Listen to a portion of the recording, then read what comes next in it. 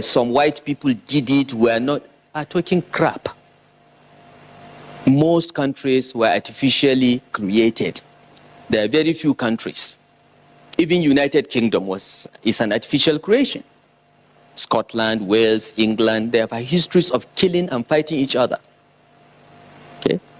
So our amalgamation by whoever, by whatever, in my view, in my opinion, is an act of God. God meant us to be together. If you look at the population density of the African continent, you will know that Nigeria is God's creation. It was not Lugard's creation. In one little corner of Africa, God decided to put all these energetic people and put so much of the continent's resources. Nigeria has every mineral. Obi will tell you she was mining minister, and she did a lot to try to make solid minerals come up. We have everything, and it's not an accident. I don't believe it is. And if you want to check, go and look at history. Most nations, 90% of all the nations you see on this planet were artificially created in much the same way as Nigeria was amalgamated. Okay, so that's one reality. The second reality is this. Some of the most homogeneous countries have turned out to fail more easily than some of the heterogeneous countries. The biggest example of state failure in world history is Somalia. Somalis all speak the same language, and they are almost all entirely Muslims. The country has not had a government for, what, 30 years? They are trying to get a barely functioning government now, but they all speak the same language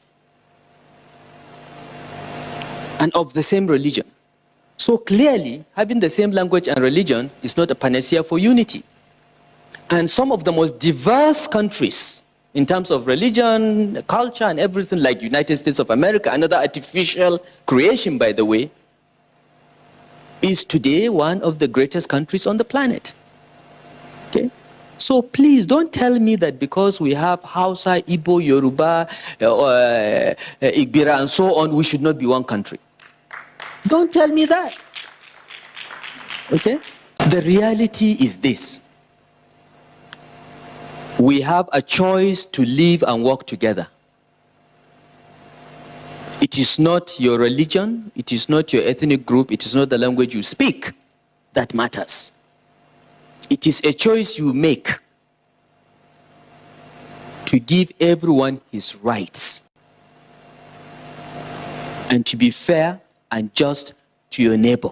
If you can adopt that principle, which is in all the scriptures, both Islamic, Jewish, and Christian scriptures, if we adopt that instead of praying all the time, but not pray, practice it, Nigeria and the whole world will have peace. We must decide we want to build a nation. We must accept that God created Nigeria to be the beacon of hope for all black people. Otherwise, why are we so many in this part of the country? Look at Niger.